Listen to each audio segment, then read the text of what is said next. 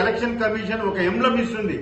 దాన్ని వీళ్ళు ఏ విధంగా ప్రైవేట్ ప్రెస్లో దాన్ని ప్రింట్అవుట్ తీశారన్న దాని మీద చీఫ్ ఎలక్షన్ కమిషన్ గాని వాస్తవాలు వెలుగులోకి తీసుకురాకపోతే ప్రజాస్వామ్యం నవ్వుల పాలవుతుంది.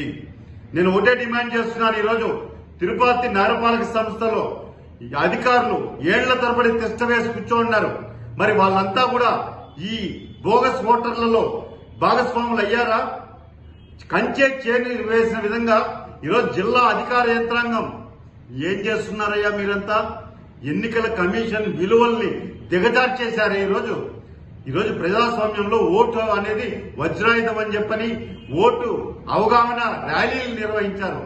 జిల్లా అధికార యంత్రాంగం, ఎలక్షన్ కమిషన్ ప్రతి ఒక్కరు కూడా ఓటర్గా నమోదు కావాలని చెప్పని చైతన్యవంతుల్ని చేయాలని చెప్పి ఉపన్యాసాలు ఇచ్చారు. మరి ఈరోజు తిరుపతిలో 30,000 ఓట్లు ఏ అధికారి